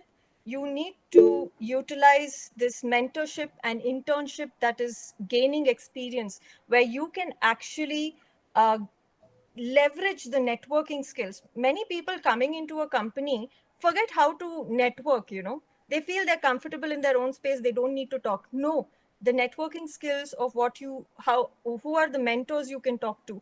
And I think Aspire for now, for her, is also a space where you have so many mentors and coaches available. They can actually give you insights about the industries which are they are supporting, and you really need to build that context even before you get into a job, right? That's your third point. This is my personal favorite because I have burnt my fingers with this. Please learn to manage your personal finances properly. You might be an engineer, you might get a fantastic job. If you really don't understand the nuances of financial management, whatever you are doing today, you can be a meticulous worker, but you're not good at your money. You will always get into this role of jumping jobs because you need to satisfy something else, and you're creating a hole using credit cards and all that. Please learn not to do that. And by doing your financial management well and having an understanding how much you should save, what you should save, really stabilizes your career growth. You don't have to jump so many jobs to feed in your basic stuff, right? Last but not the least, I think attitude towards work is critical. You will be faced with more risk and challenges on an environment where you don't have any guidance. You might have a mentor you can check with, but you need to learn to be resilient. You cannot give up. You cannot say, this is not something I can't do. You need to take that ounce of risk and jump and make sure that explore the place that people don't know. And then whenever the technology is transforming so much, companies look for people who are willing to go and learn and put that first plan on the page, on the table. Many people fear taking such risks because they fear of failure. Why will you fail in a space that nobody's even tried to do? That's the question I have. To many people, many students, I mean, many colleagues who come and say, oh, I'm not doing that project. No, you should go and do it because nobody has done it before and you'll never be right or wrong in that. If you failed, great, you learned. If you succeeded, then you will be the one who actually created a legacy for that start. And I think you should not miss those opportunities. So I hope I did not overspill my discussion points, Anusha, but I covered what I thought I should share with the students. Yeah, thank you, Hima. That was really insightful and helpful. And you mentioning about we getting job and industry ready, it's really inspiring. So now, as we understand, we need to build our skill set. And as also Hima mentioned, that we need to get industry ready. So Rumi, could you please tell us what kind of skills are we talking about here and how do we go about this? Also, please tell us about the Open PTech platform. How can it help us? And why? What is the purpose of IBM starting such a platform? Yes, thank you, Anusha. And let me start by saying a big thank you to the leadership team in VTU, as well as the Aspire for Her team, for inviting IBM to be a part of this program. We are extremely honored to be here. And also a big thank you to all of you who are listening in from the different channels. It's late in the afternoon, and we are extremely grateful that you have decided to log in and listen to us. We hope this conversation is going to be interesting and useful to you. So Anusha, coming to your question, I think Hima has covered a lot of grounds and a lot of very important grounds, along with a lot of very useful tips for not only students who are here, but all of us, I would say. Today, just being well educated is not necessarily enough to get a sustainable employment. And why I use the sustainable piece of it is that, a good education background and a degree can get you an interview. It may just also get you the job, but to stay in the job requires a lot more. Now, employers today, you heard a lot about technology and emerging technology and technologies. all pervasive today, and it becomes critical to be updated about those technologies and what is happening in the real world. What is also important is what we call as transferable skills, which is the ability to be able to demonstrate that you can learn and you can develop and you can unlearn and you can learn more. Learning something new it can pay off, not only in your current opportunities, but in future, and you heard about that. Hema talked a lot about digital transformation, and digital transformation, of course, touches every existing industry today and business, even if the business is not necessarily employing what we call as tech workers or technology workforce. You heard about critical thinking, you heard about growth mindset, you heard about physical and mental health also to an extent, mindfulness. Now these, and continuous learning, these are all critical. And if you still haven't perhaps understood why they are important, let me reinforce with 3 key points.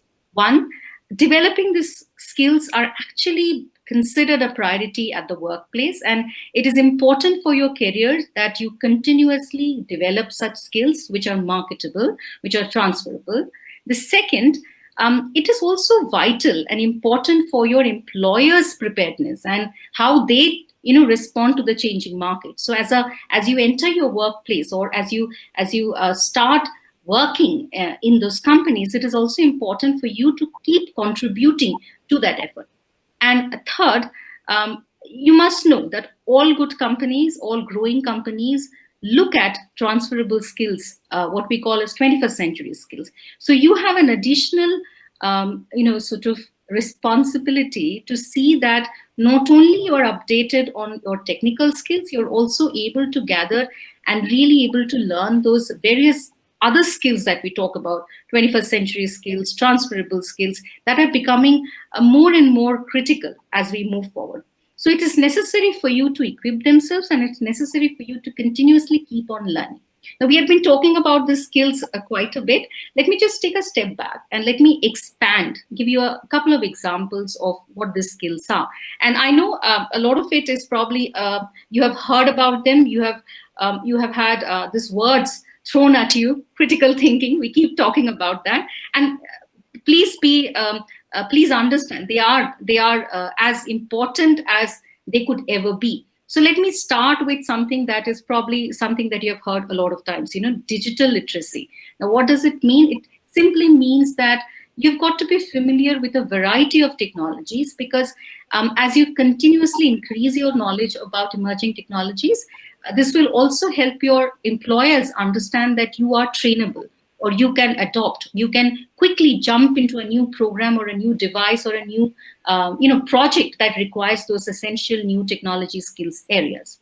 We talked about problem solving skills and critical thinking skills. Now, these two are integrated, they are also separate. Very important is that, today's, you need ample practice to have authentic experiences around problem solving, whether it is in your current academic programs, whether it is the practical application of what you are learning. Critical thinking skills, again, I'm not going to talk further. We all are aware of what it means for everyone.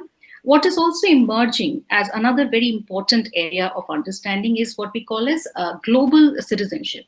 Gone are those days when you would be dealing with only people who are at the same country or the same cultural background. Today, we are working with a very global workforce. So what you need to be is to be culturally sound, to be well versed in this kind of global citizenship areas, to be aware of how other cultures, people from other cultures work. So this kind of an awareness to be able to communicate with multicultural team is becoming more and more critical, and that's what employers are looking for. Again, another skill, adaptability or cognitive flexibility, for example. Apologies if this word sounds too much, but adaptability is fairly simple. And I think that came across when you were hearing even the VTU leadership talk about the newer programs that has been introduced, or Dr. Sudha Murthy talking about how as a woman you have to adapt to different changing scenarios, or when Hima was talking about how do you adapt to new circumstances, new technologies, new business models, new strategies. Being adaptable is the most important skill that you need to have. And so is cognitive flexibility, which means the need to be able to change your thinking quickly to new problems, to new situations. These are essential. I can list off many more skills that are going to become essential. One particular one is assessing, accessing, and analyzing information, for example. So today it is no longer about also how much you can know. It is only that much that a person can know or person can hold in your brain. It is also about how much can you find out, which means as young people, you need not necessarily have a head full of knowledge. All you need to do is have the skills to be able to access information, to be able to solve a problem. So what is important is to be able to know how to access, and once you access that information, how do you process it, how do you analyze it, how do you sift through it so that you're able to make really informed judgments about those. So how do you analyze it? In addition to what we are talking about here, there is also a stronger self-awareness, emotional intelligence, not to mention curiosity, love for learning, and of course communication skills. All of these are extremely critical as we move forward, in addition to also having a growth mindset. Now, we don't want to really just burden you with all of these newer areas and newer thinking and new skills that we are talking about. We also hopefully have a solution for you. In the modern workplace, as you know, all of these skills are going to be required at some form or the other, or some combination, from a collaboration skills to listening and writing to the deeper analysis skills and data analysis skills, etc. Now, these are going to become more and more important as we go forward. What we also see as an opportunity is a stronger, what we call as university and industry collaboration. Now, today, given the needs that are emerging, there is a wider opportunity for campuses, for academics to partner with industry. This is not something new. This has been happening for a long time already. But the new education policy has also laid out a very strong foundation for newer models of such collaborations to grow, where industry and academia can work together so that we are able to address some of those gaps that exist in the curriculum. It is not easy to change a curriculum. It is never easy for an university to update, add, change, supplement curriculum. And this is where we as companies, as IBM, we come in to complement and supplement the academic programs in schools, in colleges and in campuses and schools, so that youth or young people are much more prepared to the real life out there and the real needs in the industry. Now, let me take a pause. And this is the kind of catalyst role that IBM has been playing and has been trying to play. I, of course, represent the CSR team, and globally, a large part of our focus is about lifelong learning. How do we create an enabling environment that a student early on from a school to even vocational learning, to college, to higher learning, are able to get real life experiences of where technology makes a difference, what professional skills are all about. So we do anchor a lot of programs, that start from schools and go upwards, that reinforce much of this learning process. These are classroom experiences, but we also have, in the last 1 year, tried to open up and bring more and more users, more and more students and learners into the network by creating a lot of online learning opportunities. And this is where Open PTech as a program comes in. So just to answer that second part of your question, Anusha, Open PTech, as the name suggests, and let me just also expand it. Open PTech is Pathways to Technology which is a global program that IBM has for the past 1 decade, where we have looked at building those necessary technology and workplace skills for students who are in early college, so that they are much more prepared for the industry. When we were looking at it, we found that this is only that much we can do when we have a brick and mortar school model. So we wanted to expand all the offerings and the values that we have created in PTech to a much larger and wider audience, which is where Open PTech as an online self-learning platform came into being. So Open PTech, in very simple terms, it's a online learning platform that provides meaningful career exploration and industry relevant skills for youth. It has easy language, engaging videos, gamified assessment that can help students understand a lot of these topics that we have been talking about, whether it is about emerging technology areas that Bindu has mentioned, that Hima has been mentioning many times in the context of industry, whether it is artificial intelligence, cloud technology, data analytics, or blockchain, or cybersecurity, or any of these key areas that are very critical for the industry, or the transferable skills, the professional development skills, the skills that are going to keep you there as you get into the job. All of these have been curated on Open PTech online learning platform. Very simply said, the content is curated, and why we believe that Open PTech is a good potential solution for students to learn and continue learning in addition to what they're learning in academics is, we already explained the gap that exists between what is taught in academic program and what is really required in the industry, as you understand, because industry is moving very fast, and college curriculums, university curriculums may not be able to keep up to that speed that it's moving. But also in Open PTech, all the content has been curated and tailored by a diverse team of instruction designers, educators, and subject matter experts at IBM and outside, so that it is not only industry relevant, it is also appropriate to the learners whom we are taking Open PTech to. Again, another very, I would say, very appropriate thing for us is that access to the platform is entirely cost-free to any individuals, any institutions, colleges that are ready to join. It is also important because as we move forward, not everybody would like to keep investing and spending money in learning. And we believe in democratizing the process, which means if you have the ability, you would like to bring it forth for everyone to have a equal ground towards learning. Hence, we maintain it as a cost-free platform to learn from. The platform also gives you what we call as industry recognized credentials or badges, which are very critical. And they also do not come at a cost. They also come free. As you complete a course, you're able to get an IBM badge or IBM partners badges. There are many other companies who have also brought in their courses on our platform, and you do get an industry badge as you complete a course. This in itself, as you know, gives you a ramp up to your resume, to your professional skills that you're able to show your first employer or as you move to higher education.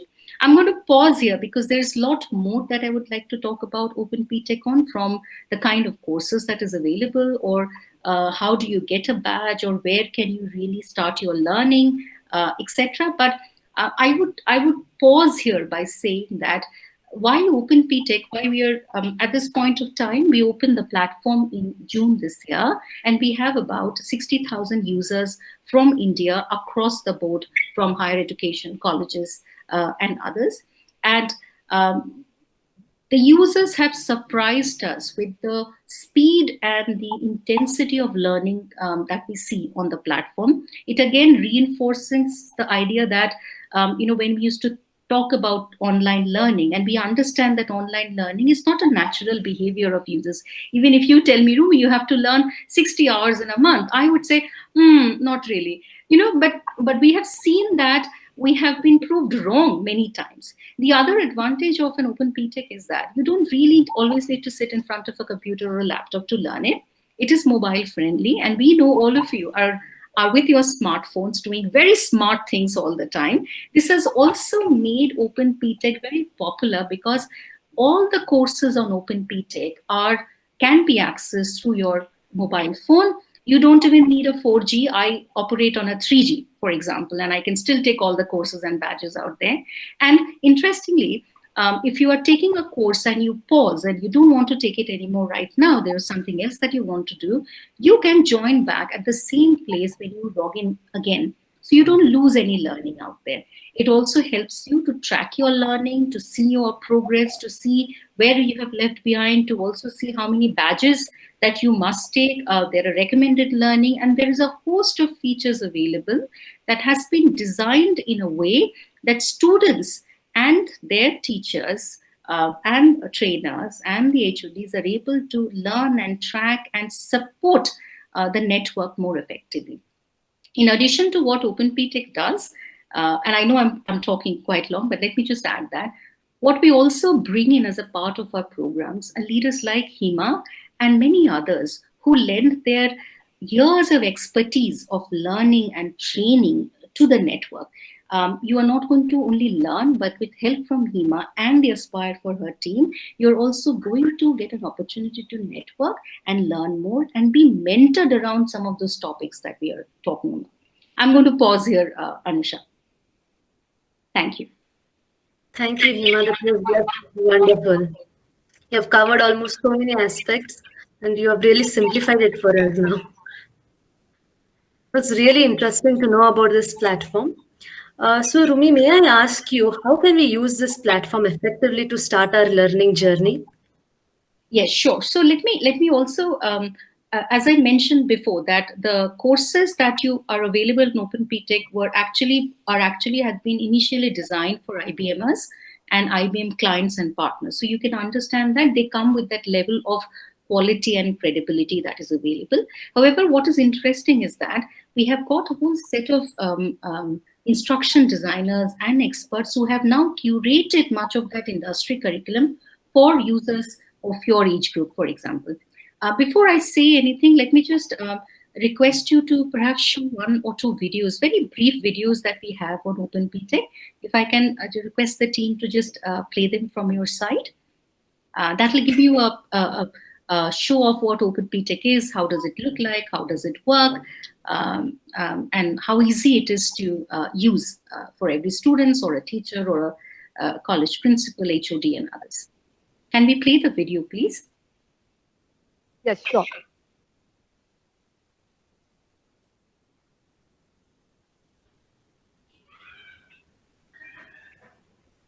I got two roles here, IBMers and students. And from the demo perspective, Abby will be a student. So, it would highlight kind of who she is. The first step that she'll need to do when the student arrives into Cronus is to fill out whatever profile questions you've built with our Brian. Right? So Brian Callahan will sit down with Eric and the team to decide, okay, what are the data points we want to collect? Now, ultimately, I think I have. What we collect is up to you and your team. So if there are. Yes. Yes. This is not the correct video that you're playing. Can you just play the second one, please? Second video. Yes, please.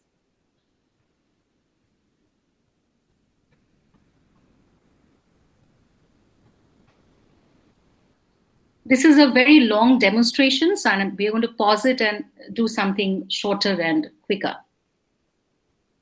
If you can play the second video, please. Sure. Just give a second. Thank you.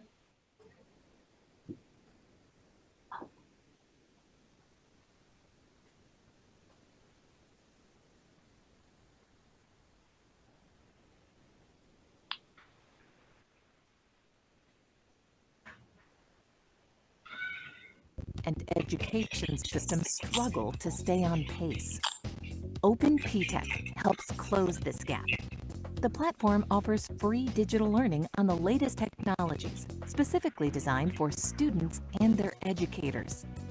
In addition to engaging and friendly online courses, students have access recognized digital badges from IBM and other partners, the same that many professionals are earning on the job.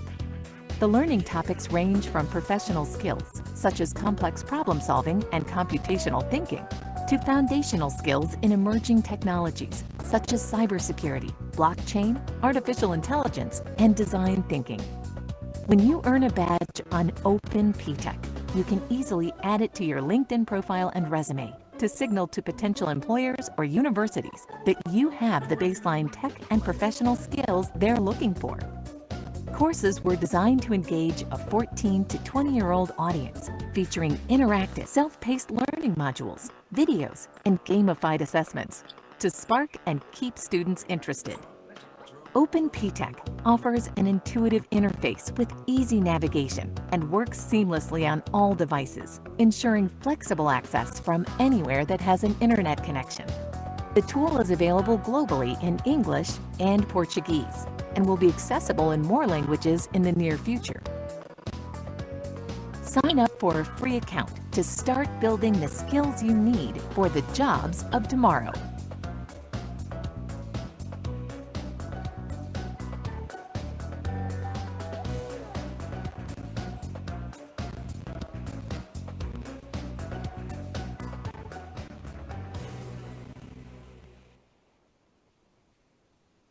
Thank you.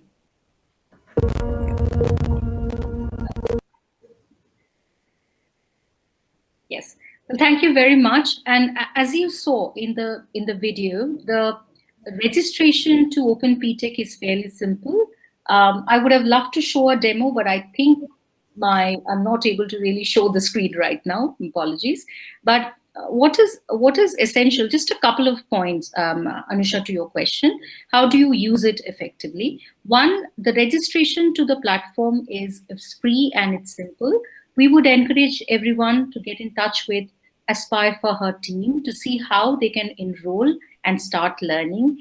The team at Aspire for Her is available to guide colleges and college leadership to see how you can make most use of what's available on the Open PTech platform. Registration is free, but we also want to track how you are learning, and hence it becomes important for us to see how you are registering.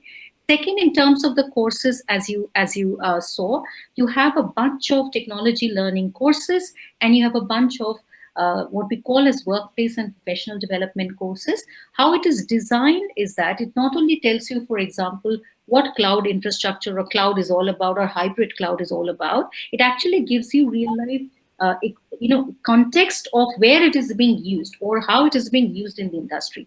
The same applies for a data analysis course, for example. It links you. Today you will say data analysis and AI and machine learning. Are they all different? Are they all same? Well, you have to go to Open PTech to understand that, and it will give you very practical linkages of really from a data analytics learning to machine learning to artificial intelligence. How does it progress? Where is the link? And we are hoping that many of you, when you learn from it, in addition to what you are doing in your campuses, it is also going to help you decide or have a more firmer understanding of how do you want to progress your career, even in technology. What is it that you want to specialize on? In the same way, we have practical tips around how to be prepared for your first interview.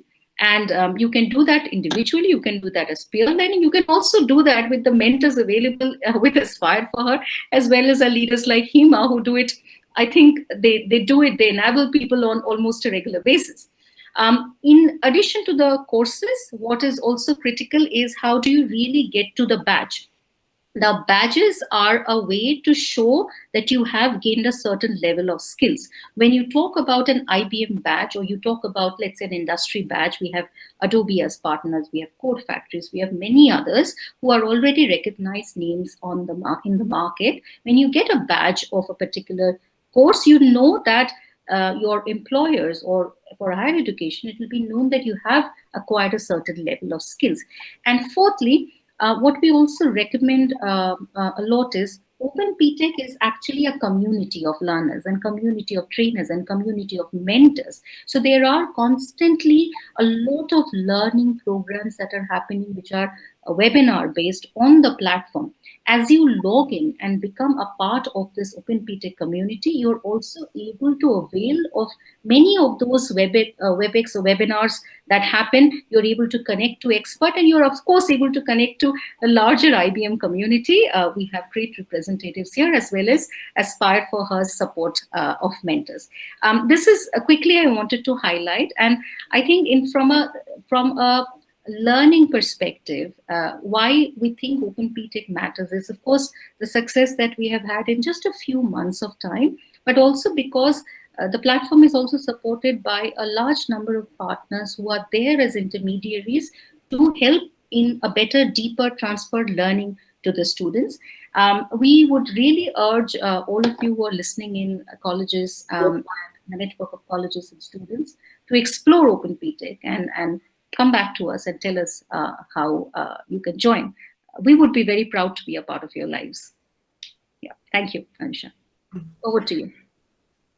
That was wonderful, Rumi. Thank you for sharing your insight and what it takes for us to bridge the gap between the academics and the industries. As we can see, we have got an overwhelming response and participation from the audience and so many questions coming in. But since we have time constraints, we will be taking top 2 questions. We have an interesting question for you, Rumi, from the audience. Rumi, as you mentioned, we are awarded with badges after completion of each course. Could you please let us know what is the relevance of this badge, and will this badge be recognized in other countries too, especially for those who are planning to study or work abroad? Yes, absolutely. The quick answer is yes, because it's an industry badge. It is not confined to a particular geography, jurisdictions, etc. Because you are, you've got a badge from an accredited organizations, from industry credentials is what you hold, which apply to India and beyond. So yes, the answer is yes. But Hima, may I also ask you to add, if you have anything to add on this point? You also have enough experience with badges and how badges work. Yeah, I personally feel that, Rumi, you covered it most, and it is pretty much something that people do look at your profile and they say, okay, they have the foundational knowledge. It is something that people feel, okay, good, there's something already, there's a base which is set up. They have to just practically implement, or they have to get more practice or experience in that space. That's all they're going to look at, because your foundational educational concepts are all clear. It's just that experience and on-the-job training is what is missing, and they would immediately not waste time in training you up for anything anymore. They'll immediately put you into this something called hands-on training that happens. Usually we used to give them classroom training. After that, we give them lab experience, and then we put them on a project. So this first part of training them in a classroom just moves away based on the seniority or the depth that you have done the badges, and they will get you into the hands-on training. Even a couple of badges, cloud badges, etc., which is there, they already have some hands-on labs as well, which is made available, which means that you do a Kubernetes or a cloud badge which has come up. They have a hands-on lab, free labs which are available. You actually can even show your, they give you some projects to complete, and only when you complete you get the badge. That also sometimes certifies to employees that you have some basic understanding on job as well. I mean, on hands as well. That's how I would say it. And they would spend less time in training you that ways. Yeah. Thank you, Rumi and Hima. That was really insightful. I'm sure it must have answered all the queries that our audience had. We have another question for Hima. The hot technology that you mentioned about today is artificial intelligence, data science, blockchain, etc. Could you please tell us more about it and the huge number of career options that we could explore with it? Okay, so I will not take a classroom session now for all of them, but I'll give you a very high level understanding of what they are. So let's start with a few of these. Now, artificial intelligence is now being used in almost everything and almost every other industry today.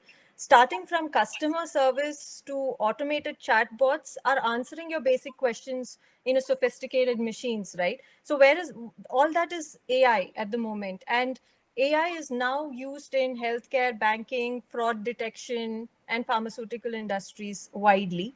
And it is important for us to understand that this is going to be the in thing now. Okay, it is started, and this will only grow. Data science is, as the digital transformation is progressing, more and more transactions are going digital. What does that mean? Large amount of data that is getting collected. Imagine the number of people who now have a smartwatch and Fitbits and smart bands and all that. It's collecting data in all the way possible. And it's, imagine that data, it is growing, right? And this collection of billions of people who are using such devices is setting up a data like a gold mine of information. Now, what are you going to do with all this information? You need to understand, to draw insights out of this, which will give the business an edge over the other competitions. That's what they're doing with this data science as a space. The business that is able to mine the data, understand using insights to drive strategic and business decisions is what we are looking at. So data science and big data and all this is associated with the skills will only help the companies to use the collected data to help them grow their business or make money. Okay. Now for this, you will need people who are able to analyze the data, who have the skills to look at it structurally and come out with insights that will help the business, right? That's what data science is doing in that space. Blockchain is very interesting. Let me tell you, blockchain is going to stay for good. What is blockchain? A chain of blocks that contain information. Simply put it that way. It is a decentralized system of structured, distributed database or a ledger. It's like a ledger where nobody can tamper with it.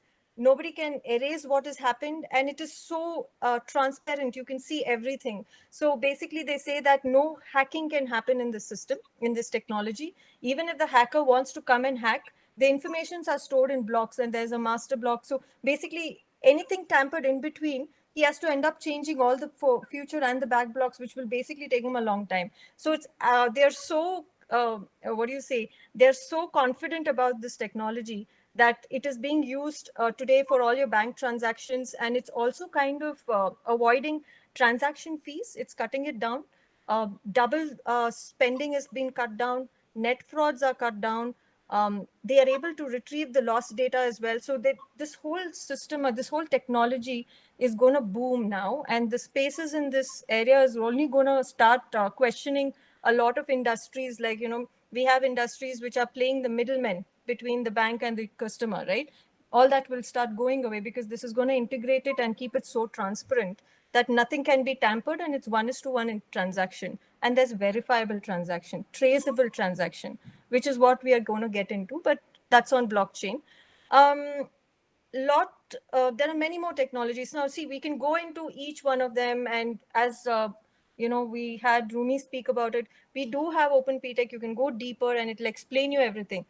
Today it's blockchain. Tomorrow it'll be XYZ. So what exactly do you think you should do as engineers and growing students? What is that you really need to look at? I think my small suggestion to all of you all is the key is to be able to inculcate a culture of coding and then apply your human intelligence and your domain knowledge of that industry to build the right code or an app to meet the requirements. I kind of gave a definition, okay? So let me not make it too complex. I meant that your roles can change. Now, tomorrow something will come and you'll become a, blockchain developer, tester, or you can become a design architect or anything in that. But I think careers are mainly around that space. You design, you develop, and you test. These are the main streams when it comes to technology.